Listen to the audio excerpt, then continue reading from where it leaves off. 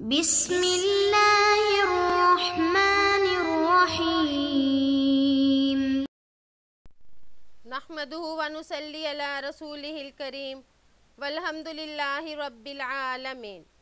باب کراہت الخروج من بلد وقع به الوباء فرارا منہ وکراہت القدوم علیہ۔ جس شہر میں وبا پھیل جائے اس سے بھاگنے اور باہر سے اس شہر میں آنے کی کراہیت کا بیان۔ قال اللہ تعالی اینما تکونوا یدرککم الموت ولو کنتم فی بروج مشیدہ۔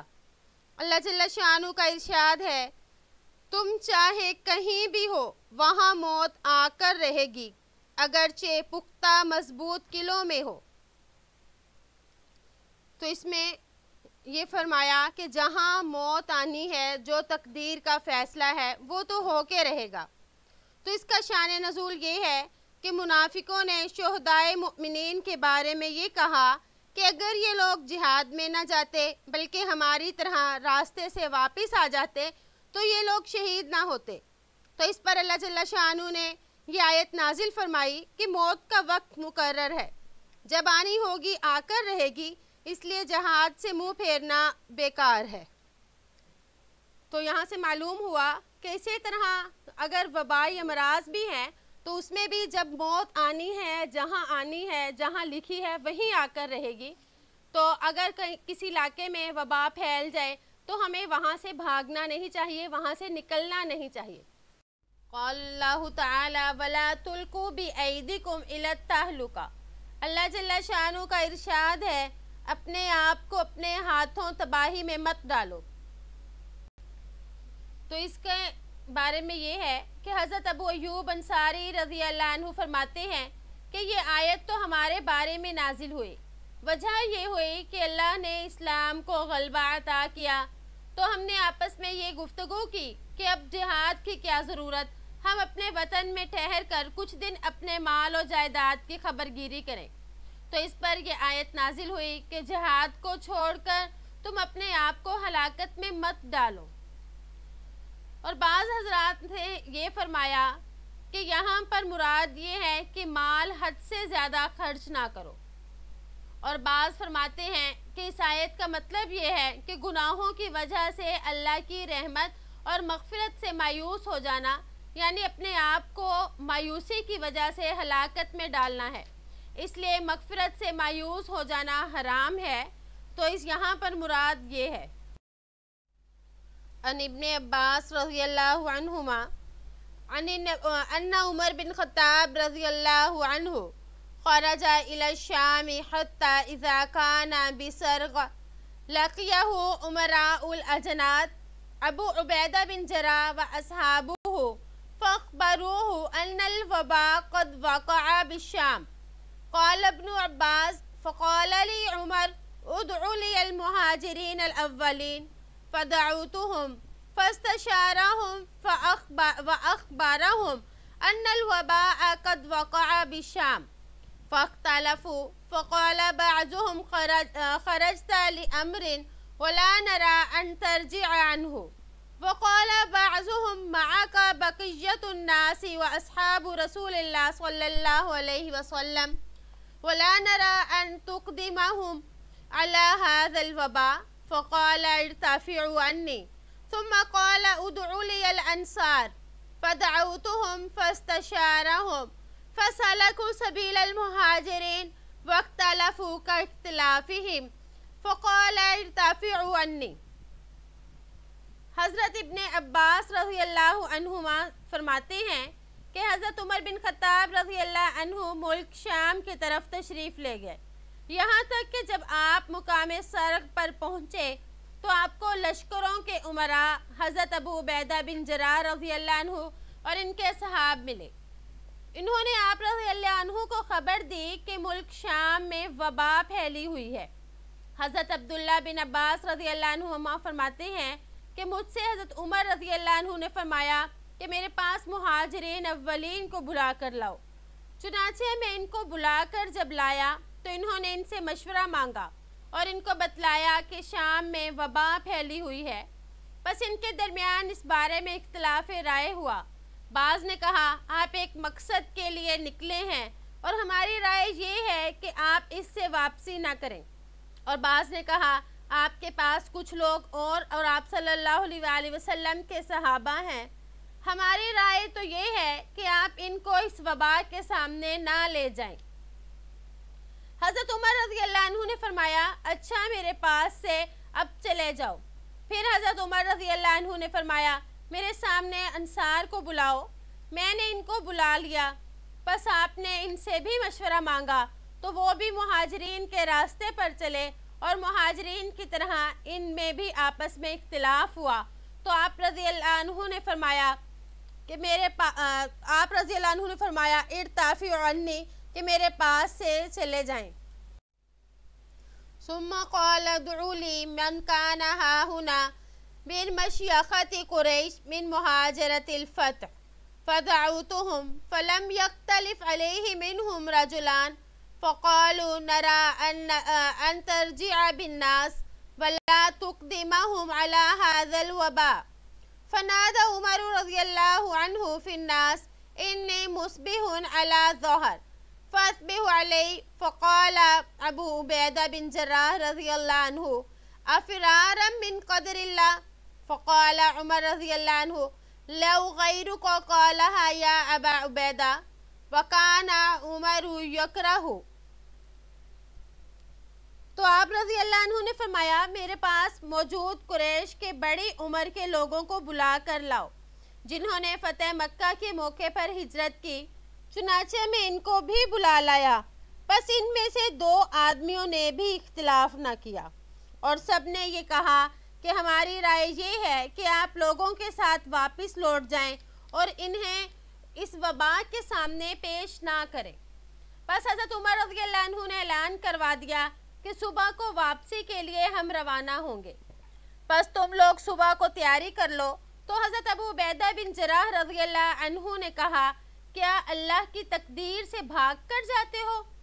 تو اس پر عمر رضی اللہ عنہ نے جواب دیا کاش یہ بات آپ کے علاوہ کوئی اور کہتا۔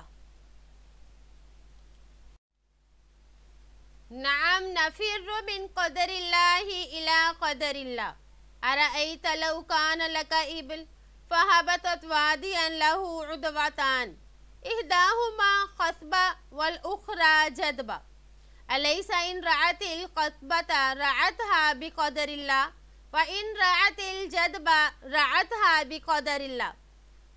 قال فجاء عبد الرحمن بن عوف رضی اللہ عنہ وكان متغيبا في بعض حاجته، فقال إن عندي من هذا علما، سمعت رسول الله صلى الله عليه وسلم يقول إذا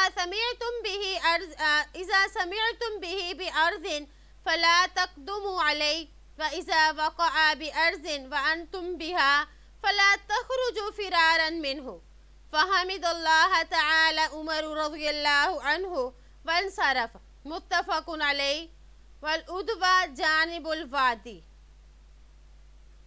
ہاں ہم اللہ کی تقدیر سے اللہ کی تقدیر کی طرف بھاگ رہے ہیں۔ بھلا یہ بتلاؤ اگر تمہارے پاس اونٹ ہوں اور وہ ایسی وادی میں اتریں جس کے 2 کنارے ہوں، ایک ان میں سے سرسبز اور دوسرا بنجر، کیا یہ حقیقت نہیں کہ آپ ان اونٹوں کو سرسبز حصے میں چرائیں گے؟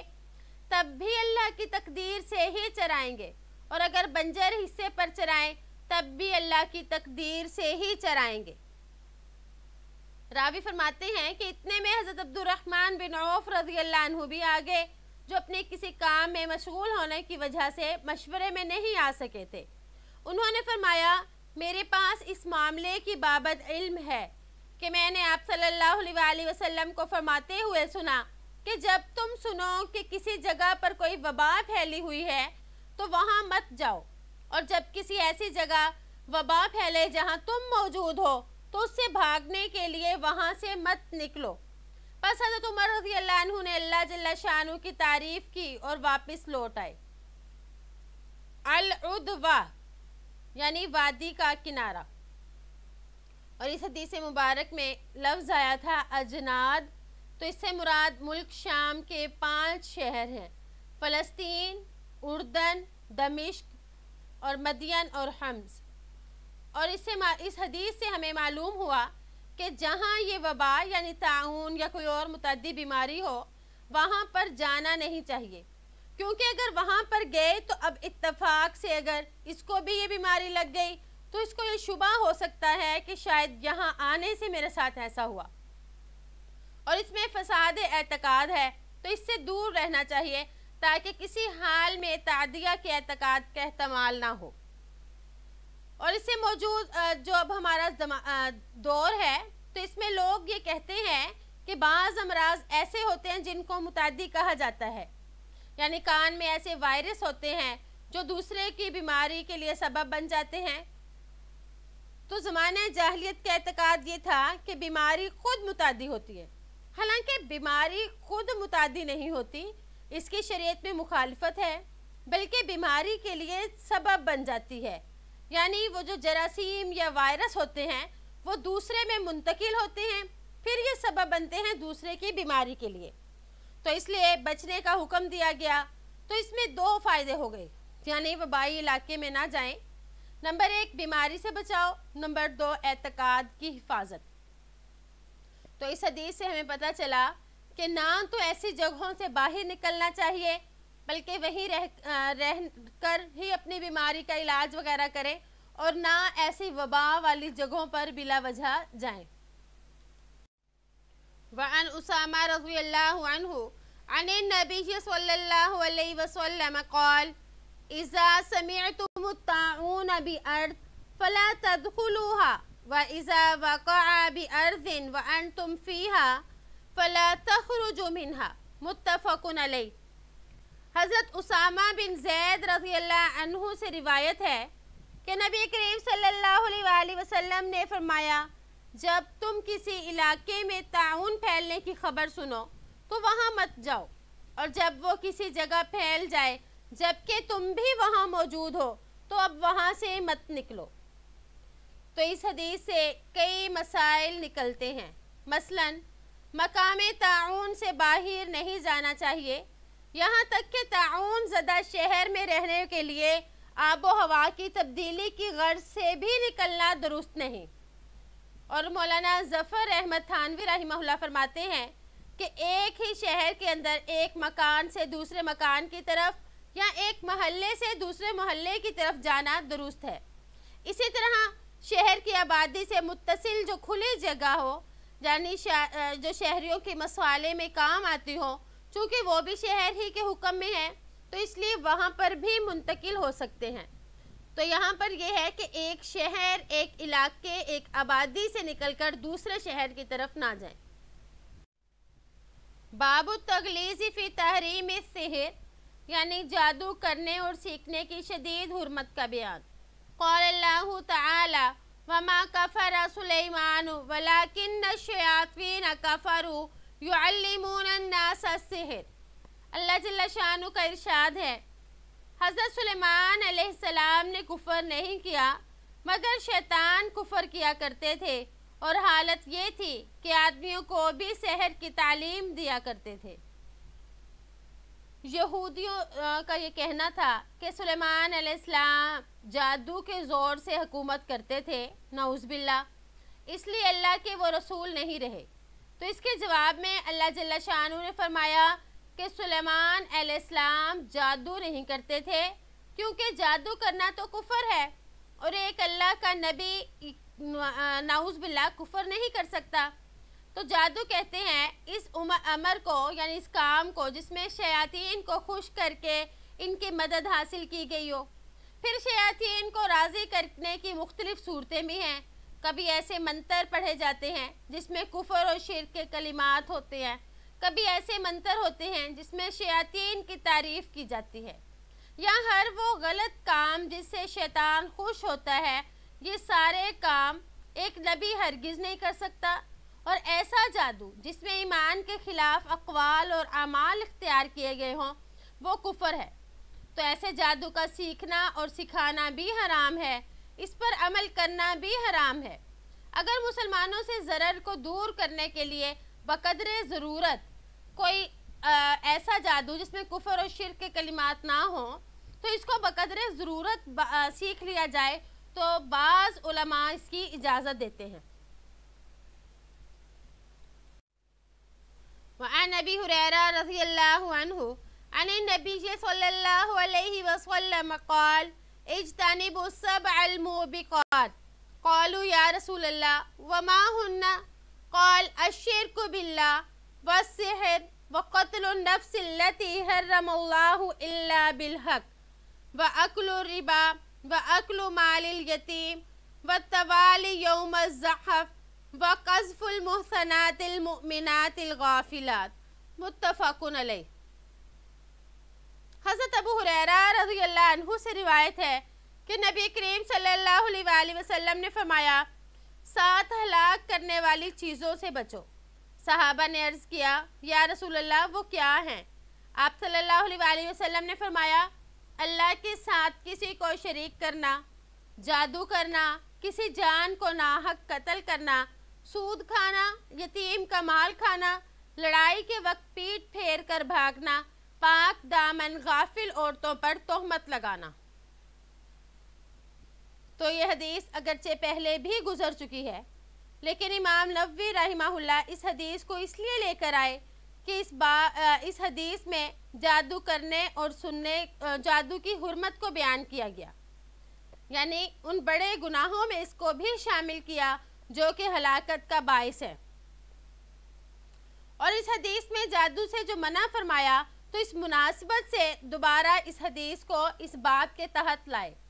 تو اس سے معلوم ہوا کہ جادو کرنا جو ہے یہ کبیرہ گناہوں میں سے ہے۔ تو آپ صلی اللہ علیہ وآلہ وسلم نے جن بڑے بڑے گناہوں کا ذکر کیا تو ان 7 گناہوں میں سے ایک گناہ جو ہے یہ جادوگری ہے۔ تو اس لیے ہمیں جادو وغیرہ سے بچنا چاہیے اور اللہ تعالیٰ سے دعا کرنی چاہیے کہ اللہ پاک ہمیں ہر اس کام سے بچائے جس سے اللہ نے بچنے کا حکم دیا۔ امید ہے کہ آپ کو آج کا سبق سمجھ آ گیا ہوگا۔ السلام علیکم ورحمۃ اللہ وبرکاتہ۔